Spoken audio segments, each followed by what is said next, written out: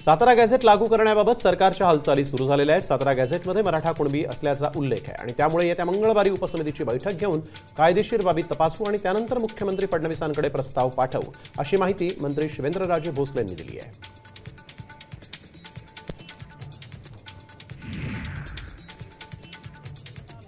एकनाथ शिंदेंनीच मराठा आंदोलकांना रसद पुरवल्याचा आरोप संजय राऊत यांनी केला। मराठ्यांना आरक्षण देणं हा त्यांचा मुख्य उद्देश नव्हता, तर देवेंद्र फडणवीसांसमोर आव्हान उभं करण्याचा होता, असा आरोप संजय राऊत यांनी केला आहे।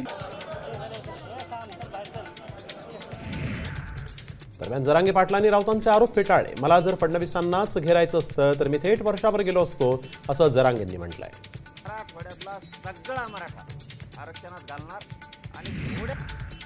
स्थानिक स्वराज्य संस्थांच्या निवडणुकांबाबत उपमुख्यमंत्री अजित पवार यांनी मोठं विधान केलं।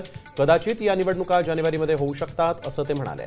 त्यामुळे चांगलं काम करा, असंही आवाहन त्यांनी कार्यकर्त्यांना केलेलं आहे।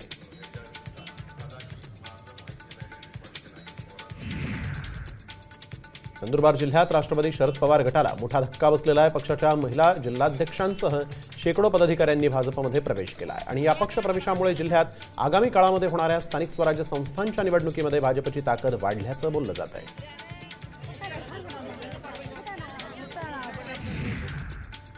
बिहारमध्ये विरोधकांकडून मोदींच्या आईचा अवमान करण्यात आला आहे। हा निंदनीय प्रकार असून हा तमाम माता भगिनींचा अवमान असल्याचं उपमुख्यमंत्री एकनाथ शिंदेंनी म्हटलंय। जनता विरोधकांना चोख उत्तर देईल, असंही यावेळेस ते म्हणाले।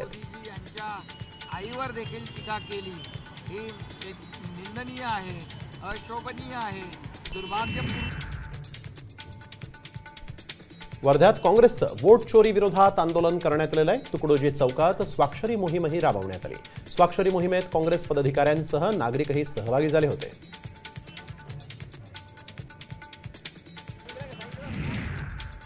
लंडनमध्ये महाराष्ट्र भवनची स्थापना होणार आहे। उपमुख्यमंत्री अजित पवारांनी याबाबतची घोषणा केली आहे। चर्च ऑफ इंग्लंडची इमारत खरेदी करून तिथं महाराष्ट्र भवन उभारण्यासाठी 5 कोटी रुपयांचा निधी मंजूर करण्यात आलेला आहे।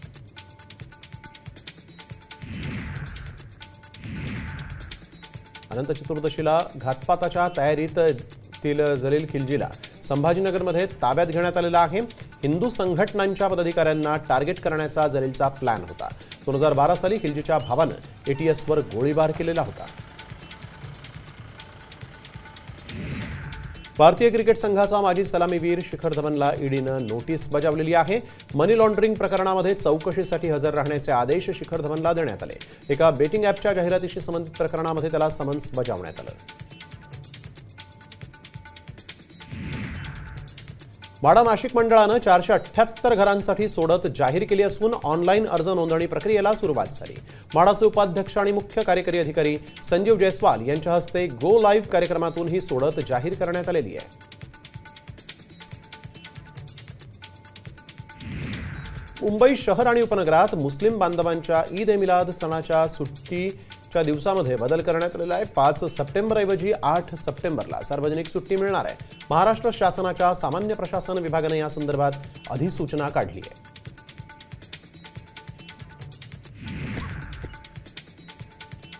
पुणेकरांना 2 नवीन मेट्रो स्थानकं मिळणार आहेत। स्वारगेट ते कात्रज या कॉरिडॉरवर 2 नवीन स्थानकं उभारण्यात येणार आहेत। बालाजीनगर आणि बिबेवाडी इथं ही 2 मेट्रो स्थानकं उभारली जाणार आहेत।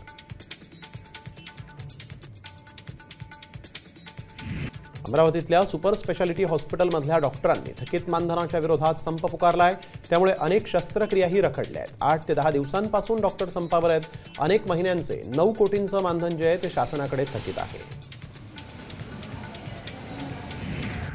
यवतमाळमध्ये आरोग्य अभियानातील कंत्राटी कर्मचाऱ्यांनी आंदोलनाचं हत्यार उपसलेलं आहे। कर्मचाऱ्यांनी थेट मुख्यमंत्री आरोग्यमंत्र्यांना पोस्ट कार्ड लिहिलेलं आहे आणि यामध्ये नियमित वेतन करण्याची मागणी केलेली आहे। आंदोलनाचा 16वा दिवस उजाडला, त्यामुळे आरोग्य सेवा पूर्णतः विस्कळीत झाली।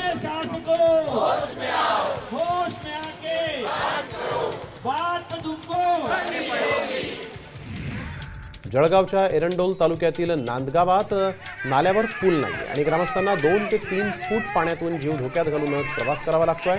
त्यामुळे शासनानं नाल्यावर त्वरित पूल बांधून द्यावा अशी मागणी तिथल्या ग्रामस्थांनी केली आहे।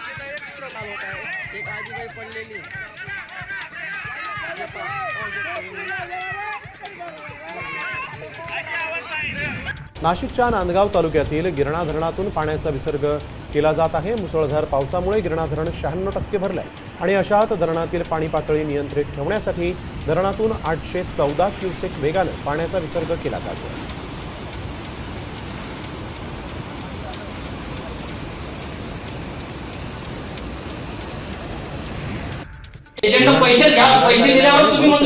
टाकत अधिकाऱ्यांच्या तोंडाला काळं फासण्याचा इशारा दिलेला आहे। कामगारांची अडवणूक होत असल्यामुळे मनसे आक्रमक झाली।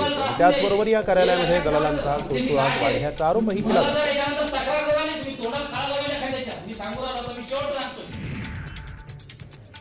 नंदुरबार तालुक्यातील भिलाईपाडा या गावातील सर्व ग्रामस्थांना विषबाधा झाली। गावामध्ये आयोजित केलेल्या एका कार्यक्रमात जेवणामध्ये वितरित करण्यात आलेल्या पदार्थ खाल्ल्यामुळे ही विषबाधा झाली आणि यामुळे त्रास होत असलेल्या ग्रामस्थांना जिल्हा रुग्णालयामध्ये दाखल करण्यात आलेलं आहे। नंदुरबारमध्ये आमदार चंद्रकांत रघुवंशींच्या आमदार निधीतून दिव्यांग व्यक्तींना इलेक्ट्रिक सायकलींचं वाटप करण्यात आलं।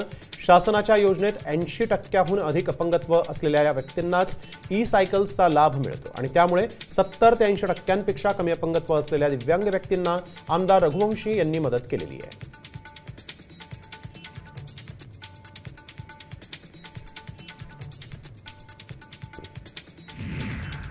आता isakal.com आहे देशातील नंबर 1 ची मराठी न्यूज वेबसाईट। प्रत्येक अपडेटसाठी isakal.com ला नक्की भेट द्या।